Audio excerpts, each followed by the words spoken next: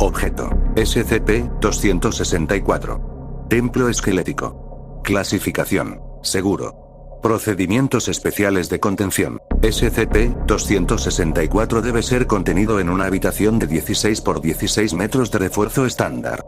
2 guardias se ubicarán fuera de esta habitación en todo momento, turnándose cada 24 horas. La habitación debe vigilarse todos los días durante un mínimo de 2 horas. 264 no requiere ningún tipo de alimento. Tampoco se necesita ningún refuerzo, ya que 264 puede suspenderse debido a una fuente desconocida de levitación. Nota: a partir del de 2000. Solo los agentes fallecido y el doctor pueden visitar a SCP-264. En caso de incumplimiento se efectuará una reasignación, dependiendo de la condición del transgresor. Véase el anexo 264-01. 264 ha mostrado anteriormente cierto apego a los agentes antes mencionados, ya que formaban parte del equipo que descubrió originalmente datos borrados. Además, ambos agentes y se encontraban en la ubicación durante datos borrados. Sugiero mantenerlos en el lugar hasta nuevo aviso. Dr. Carnival. Descripción: SCP-264 es un esqueleto de apariencia humanoide, con una altura estimada de 2 metros de altura. Su cráneo es ligeramente alargado, y desde cada rótula se extienden 2 protuberancias metálicas. El torso y la pelvis superior de 264 han sido reemplazados por, o consisten en, una estructura, compuesta de una sustancia metálica desconocida, que se asemeja a un templo de origen desconocido. La estructura se compone de varias capas de balcones y terrazas, con una puerta situada en el centro aproximado. En la estructura hay docenas de estatuas talladas que se asemejan a hombres, mujeres, niños y, en algunos casos, animales. Las estatuas no se pueden retirar, aunque parecen realizar las actividades estándar de cualquier cultura tribal cuando no se las observa directamente.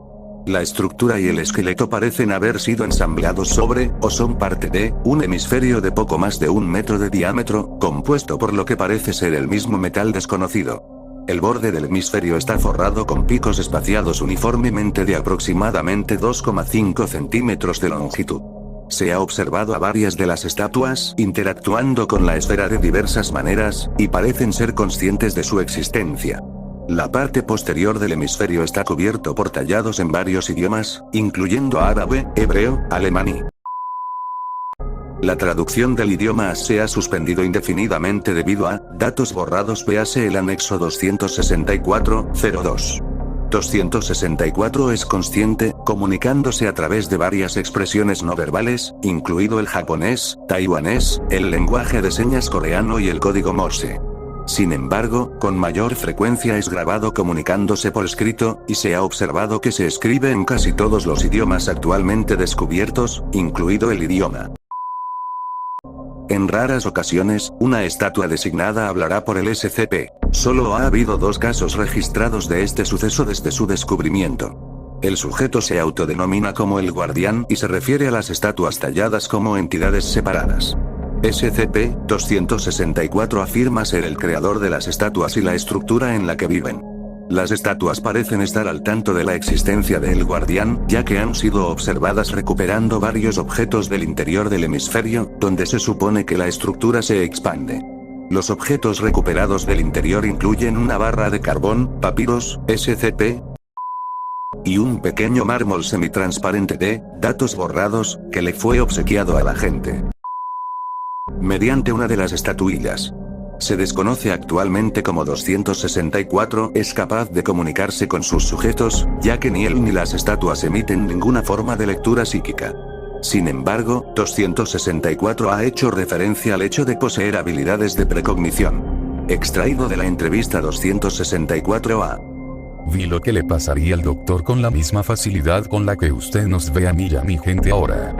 ¿Cómo consiguió hacer eso exactamente? Trazó los hilos del destino. 264 se negó a dar más detalles sobre lo que significaba. Sin embargo, se puede suponer que a través de una fuerza desconocida, 264 puede ver el camino que una persona puede tomar a lo largo de su vida. SCP-264 ha demostrado tener conocimiento de varios otros SCP actualmente incluidos, incluyendo a SCP-035, SCP y SCP. Véase la entrevista 264-A. Anexo 264-01. Debido a las acciones del 10 de octubre de 2000, en las cuales el Dr. y el civil. Datos borrados, SCP-264 solo permitirá a los agentes mencionados conversar con él. Después de datos borrados, el Dr. ingresó a la celda de 264 para realizar varios experimentos con una de las estatuas. A las 2 horas, datos borrados. Varias horas más tarde, una estatua nunca antes vista emergía de la puerta ubicada en el centro de 264. Las imágenes de cerca demostraron que la estatua era similar al Dr. Anexo 264-02. Datos borrados. Nota. Las siguientes fases de exploración se han realizado hoy. Se insertó un fibroscopio en la entrada ubicada en lo que suponemos es el centro de 264, con su permiso, por supuesto. No se puede tener más asistentes perdidos por falta de cortesía. En su mayor parte, la visión fue nula. La imagen estaba distorsionada, una de las propiedades de 264 interfería con la cámara, aunque por supuesto no puede explicar las causas de esto. La frase sí o no lloro inscrita en el interior del hemisferio donde está ensamblado fue todo lo que encontramos. La traducción del japonés significa armadura de sal, aunque todavía no sabemos qué significa esto. Sin embargo, confirma nuestras sospechas de que 264 es de origen japonés, o al menos asiático, a pesar de dónde se descubrió. Nueva exploración previa para el 6 de noviembre. Dr. Carnival.